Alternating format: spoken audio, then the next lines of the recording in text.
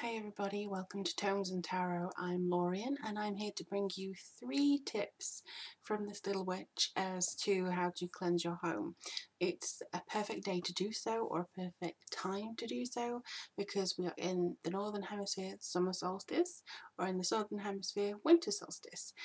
So these are 3 handy hints that you can use to either cleanse every big milestone, or every Sabbath, or every new moon, full moon, whatever you want. These are 3 things that I have used, I have done myself, and it was just to kind of say, if you want to cleanse your house, if you want to bring in some new energy, this is probably 3 hints that may resonate with you as to how to do that. So the first one would be to use some kind of scent or some sort of burning herb. Some people say smudging, I choose to say cleansing. Just personal preference. You can use sage, you can use Palo Santo, which is a wood, and it has this kind of marzipan-y smell, but it's a very scenty wood, and it's a little bit different than sage. It doesn't smoke as much, but it is no less effective. I've been using that on my readings a lot lately to cleanse the space before I've actually continued. So they are, well, that they are good herbs. They are very strong herbs. You can also, if you prefer, to use lavender. I know on eBay you can get a load of herbs, like sage can come with lavender, and lavender is such a very pleasing, soothing scent. It kind of gives the house a kind of calm feel. So if you were, for instance, having some kind of issues around the house, or you just want a kind of calm vibe, I think lavender would be really good. You can also use rosemary if you like, or burn some bay leaves in a particular room. Bay leaves are known as the wish leaf, or I call them the wish leaf. I don't know whether they're known widely as anything else, but you can burn some of those, and they can kind of give off a really nice scent. Now sometimes, obviously, with you burning some things, you might want to watch out for some ashes or some embers that may go down, but ultimately I think it's very good for you to kind of utilize the scent of herbs. Herbs have been used for thousands of years, so if you want to kind of cleanse your house and use it that way, I think that that would be a perfect opportunity for you to either get to know the herbs or kind of see what scents really call to you. And you can go down clockwise around your house, or you can just do one particular room. Doesn't really matter so long as your intent is behind it.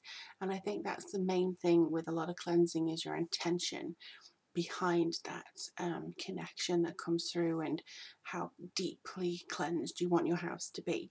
So the second way I'm doing a cleansing would be with noise. So it would be hand claps, or it could be music. You can also get a chime bowl and ding it, or do the thing where it goes around and have that chime. You can even use chime music from YouTube, and like take your phone around the house with the chime music playing. There's a really good way of doing it. I myself, when it was particularly heavy energy in this house, I did the clapping method, which was basically going into every single corner of the house and clapping, but clapping from the bottom up from the house, and imagining, again, visualization, intention, all the negative energy was pooling into the center of the room. And if you did it all the way around, the noise was disturbing the negative energy, and it all went into the center of the room. And then as soon as you had done it all the spaces, you opened the window and you clapped it out, and you kind of imagined it, all the negative energy going out of your door. And I think that's a really effective way of doing it. I also had chime music playing at the same time, and I had sandalwood incense, so I went all whole hog with it, and it just lifted the vibration of the room, and it was so good. And I would recommend doing that whenever you've had maybe some illnesses or some bad news or some emotional upset, to try and do that way, because I think smudging, it's good for day-to-day stuff, but clapping and noise and stuff like that, I think it's more effective to get rid of the negative energies. The third and final tip that I have is not just burning candles, not just smudging, but intention and visualization. So if you haven't got anything to burn, if you don't really want to disturb your neighbours with clacking and doing all this blah, blah, blah type of stuff to try and disturb energies, or if you just don't feel like doing that, you can just sit in a quiet space and meditate. And what I've known people to do is just to sit in the centre of the room and centre themselves and make sure they're grounded, and then imagine the whole room turning white. So every single corner, every single cranny, they were just completely filled with white. And then sometimes they decide to visualize it as maybe purple or a deep purple colour, and it just completely surrounds itself with purple.